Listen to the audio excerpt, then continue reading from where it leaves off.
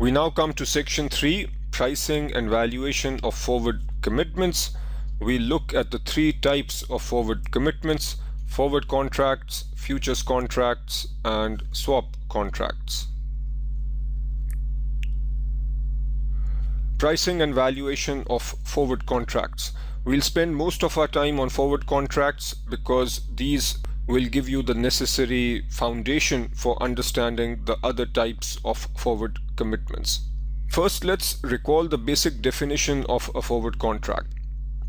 A forward contract is where you agree at time 0 to engage in a transaction at time t, and the price at time t is fixed at time 0. In other words, you sign a contract at t equal to 0, and at this time t equal to 0, you agree that you will either buy or sell an underlying for a certain price. That certain price is called the forward price. Now, to make this practical, let's just say that you own an asset. The spot price of the asset at time 0 is 100. Let's say that the risk-free rate is 10%, and you are going to sell this asset after 1 year for a certain price. That is the forward price, and the forward price is denoted like this: F for forward price, 0 because it's being agreed upon at time 0, and then big T, which represents the time where the transaction will take place. So what is that forward price?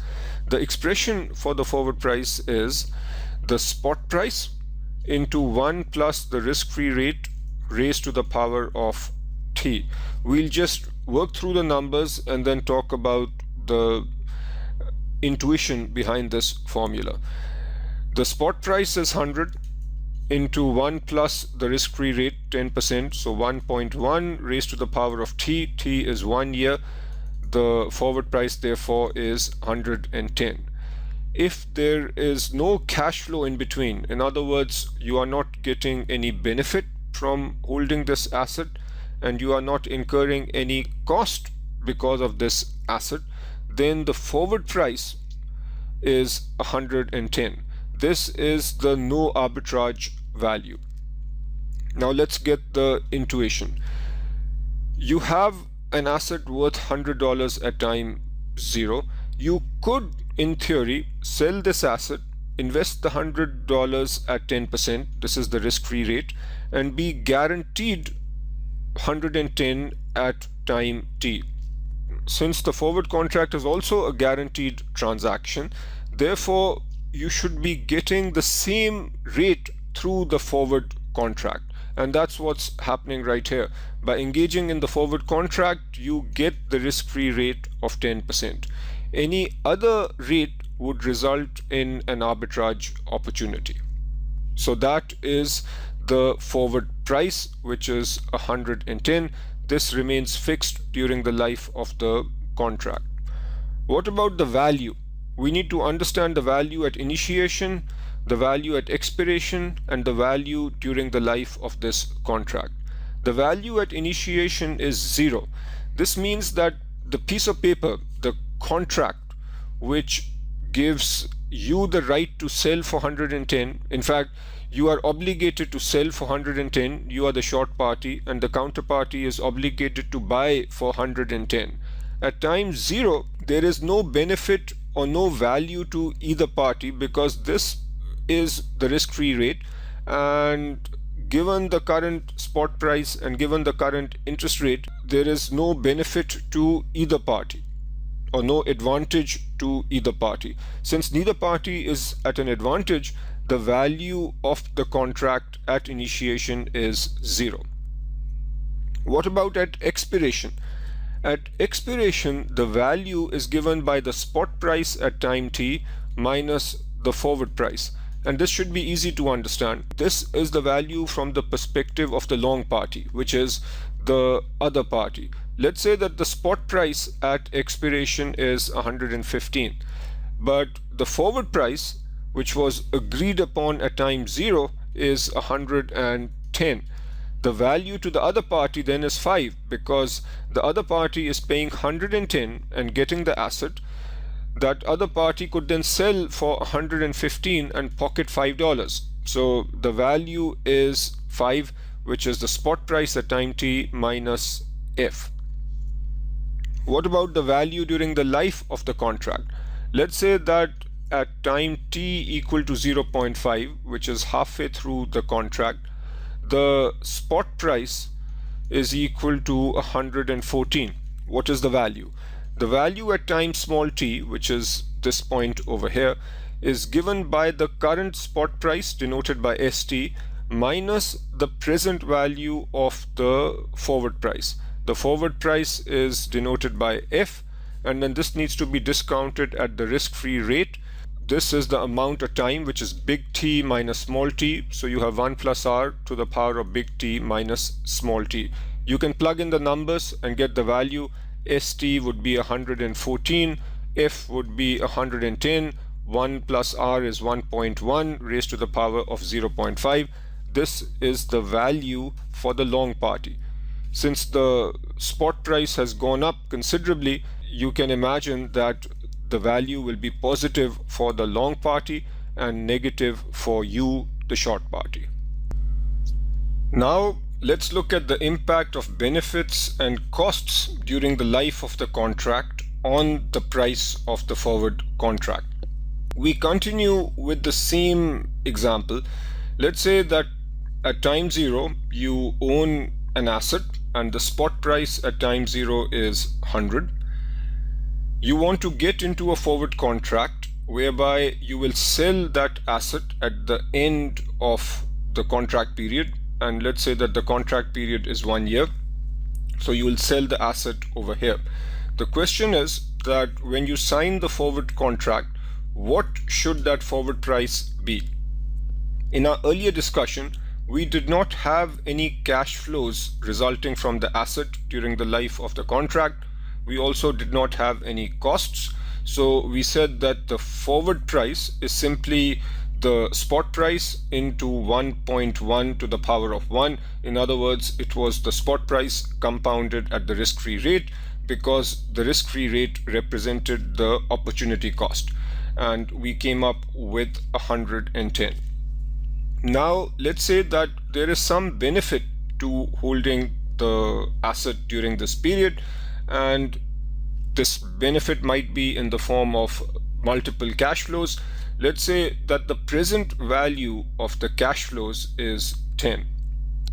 If the present value at time 0 is 10, then the equivalent future value at t equal to 1 is 11, because 10 into 1.1 is 11.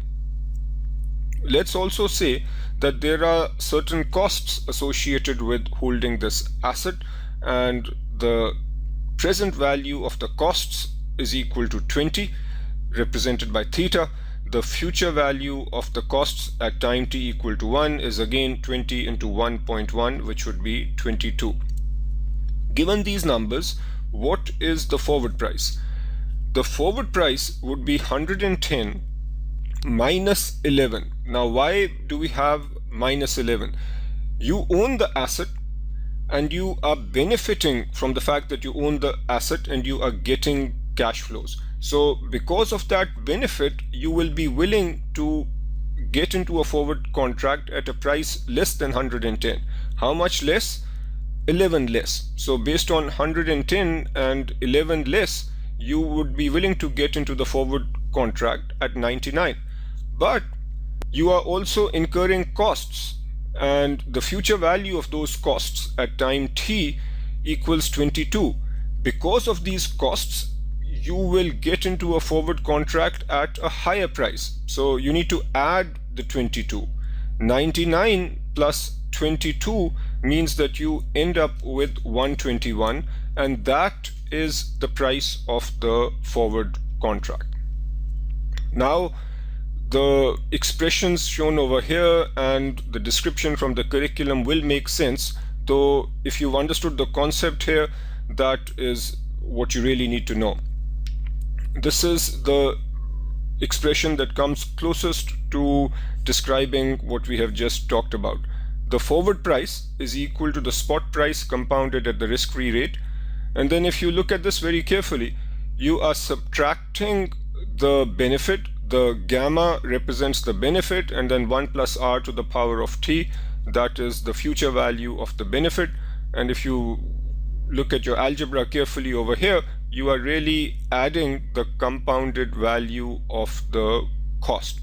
Over here, the two have just been bundled together, and if you plug in the numbers that we've talked about, you will get 121 over here. S0 is 100, R is 0.1 or 10%, T is 1, gamma is 10, and theta is 20.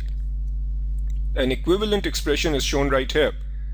Here, if you plug in the numbers, S0 again is 100.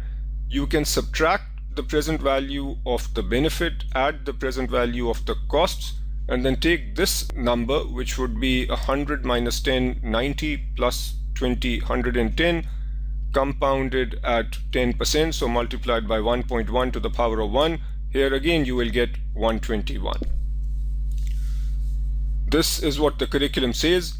The forward price of an asset with benefits and or costs is the spot price compounded at the risk-free rate over the life of the contract, so that's this, minus the future value of those benefits and costs. So they've lumped together the benefits and costs into a net benefit. Next, we look at the value at time small t with benefits and costs during the life of the contract. So we have agreed on a certain forward price. Let's say that based on the previous expression, the forward price is 121, and we are halfway through the contract. So we are at time small t, which is equal to 0.5. What is the value of the contract over here? The expression from the curriculum has been reproduced, but I'll explain this in simple terms. The value at time t from the perspective of the long party is given by the following. It's the spot price at this time, and let's say that the spot price over here is 115. From this you subtract the net benefit. This is the net benefit over the remaining life of the contract, and whatever these benefits are, we need to take the present value. So we subtract the present value of the net benefit. That net benefit can be written like this. It is gamma minus theta, so that's the net benefit, and then there's an adjustment that I will come to. Let's say that the net benefit is 5, and then we subtract the present value of the forward price. The forward price is 121. This is the amount that the long will have to pay, but the payment will happen over here. Since we are coming up with the value at t equal to 0.5, we need to discount 121 back. So you take 121 divided by 1.1 raised to the power of 0.5. This will give you the value at time t. Notice this is from the perspective of the long party. If the spot price or the asset price goes up, then the value goes up. In other words, the long benefits. If the spot price goes down, then the long will lose out, and the short party, the counterparty, will benefit. Now, let me just explain this 1 plus r to the power of t. Recall that the gamma and theta in our discussion is the present value at time 0. One thing that could be done is we could take the future value of the benefits and costs and then find the present value of that number at time small t. That seems a little bit complicated. An equivalent thing to do, which is much shorter, is to use that present value, the gamma and the theta, and simply compound it forward. Effectively, what we will end up with is the present value of the net benefit during this period at this point in time. From an exam perspective, it is important that you get the intuition and you really don't need to get bogged down with the numbers. We now come to forward rate agreements. A forward rate agreement is a forward contract where the underlying is a rate. In the forward contracts that we've discussed so far, the underlying has been an asset, but notice here the underlying is a rate. And let's take a simple example to understand the concept of a forward rate agreement. Say you are here at time 0, and after 30 days you need to borrow $100 million.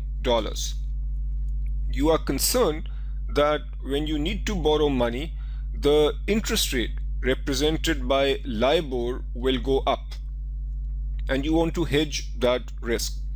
In order to hedge the risk of interest rates potentially going up, at time 0 you can lock in a rate.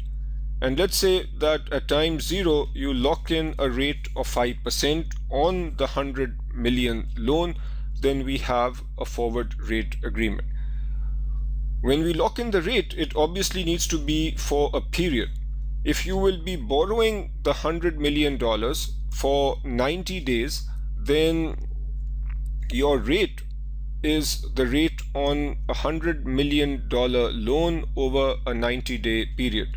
This rate will be expressed in annual terms, but the key point is that you have locked in a rate today for a loan in the future. The benefit of this is obvious based on what I have said. If you are borrowing money, then you have hedged the risk of interest rates going up. When you come to day 30, so 1 month later, when you actually need to borrow the 100 million, if interest rates have gone up to 6%, you will still borrow at 5% because that's the rate that you agreed on. That's the positive side. On the negative side, if interest rates go down to 4%, then you lose out because you still need to borrow at 5%. But regardless of what happens, you have fixed the rate and therefore you have hedged your risk.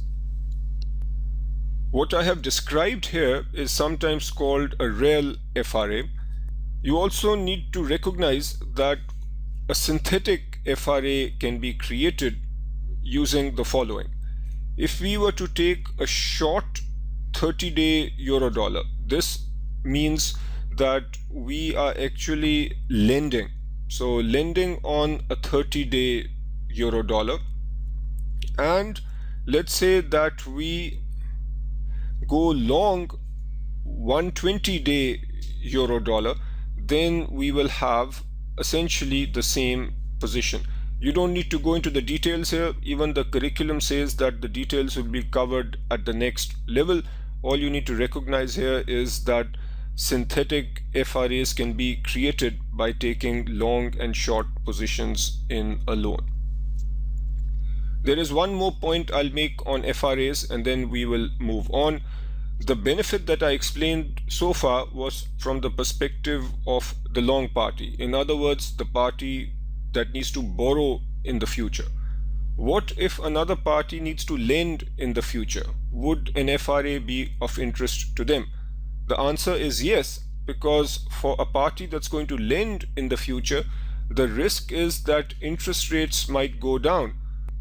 By locking in a rate of 5%, the lending party or the short party is guaranteeing a return of 5%. So whether you are borrowing money or lending money, an FRA can help you lock in a rate and hedge your risk. I now want you to pause this video and answer these questions. Alright, welcome back. Now I'll go over the solution. First question is, what is the difference between price and value of a forward contract? The price of a forward contract is denoted by the symbol F, and this is the price that is agreed upon at the start of the contract. If we say that the forward price is 110, what this means is that at time 0, two parties, a long party and a short party, are agreeing on a transaction at time big T, and at this time the long party will buy and the short party will sell the underlying asset for the forward price of 110. Notice that the forward price is part of the contract. It does not change during the life of the contract. The value of a forward contract is different. The way this price is agreed upon is called an arbitrage-free pricing method, and it is such that the value of the forward contract at time 0 is equal to 0. In other words, there is no benefit to the long or the short. During the life of the contract, the value can change. If the spot price goes up, then the value is positive for the long party. If the spot price goes down, then the value will be positive for the short party. At expiration, the value to the long party is simply the spot price minus the forward price.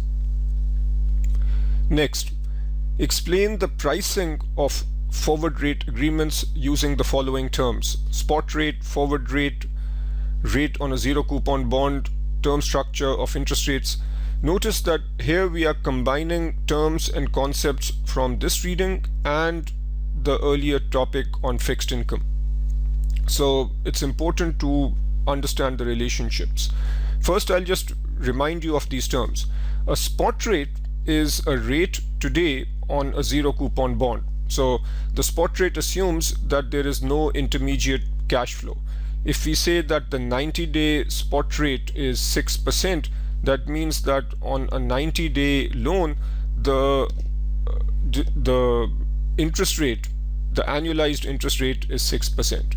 A forward rate is a rate in the future. So in essence, when we talk about a forward rate agreement, we are agreeing upon a certain forward rate. The rate on a zero coupon bond is obvious. That is also a spot rate. And the term structure of interest rates refers to interest rates on loans with different maturities.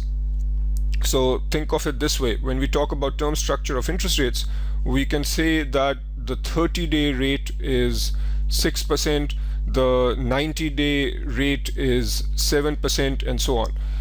This would be an example of the term structure of interest rates. Now, how do we connect all this into the description of a forward rate agreement? Recall that a forward rate agreement is an agreement at time 0 about a rate in the future. Let's say that at time 0 you want to lock in the interest rate on a 60-day loan which starts 30 days from today. So this is 30 days from today. This is where the FRA contract would expire, but the underlying loan would start. So underlying loan starts 30 days from today, ends 90 days from today. How do we come up with this forward rate? This forward rate is based on the term structure of interest rates. So it would be based on the 30-day rate and the 90-day rate. So the 30-day rate and 90-day rate would be used to come up with this forward rate. In terms of the rate on a zero coupon bond, you can also think of this rate as locking in the rate on a zero coupon bond that is issued over here, and this would be a 60-day zero coupon bond. You might see a question that is asking you whether the FRA corresponds to the rate on a zero coupon bond which starts today and expires in 30 days, and that would not be the correct interpretation of a forward rate agreement. The final question: can the forward price ever be lower than the spot price? The answer is yes. This is not common, but it can happen. Now think about how and when this can happen. Recall that the forward price is essentially the spot price into 1 plus r to the power of t plus the future value of all the costs and minus the future value of the benefits. So the first two terms cause the forward price to be higher than the spot price. Let's say that the spot price is 100, and let's say that the interest rate is 2%, so this becomes 102. Let's say that the future value of the costs equal 3, so we now have 102 plus 3, which is 105. If the future value of benefits are high, let's say the future value of benefits are 7, then what happens? We have 105 minus 7, that brings us down to 98. So when the future value of benefits is high relative to the interest rate and the future value of costs, then the forward price will be lower than the spot price. This might happen in situations where a particular commodity, which is the underlying in this case, is in short supply. So the non-monetary benefit or the convenience yield, which is captured in here, is very high, which causes the future value of benefits to be high, and hence the forward price to be lower than the spot price.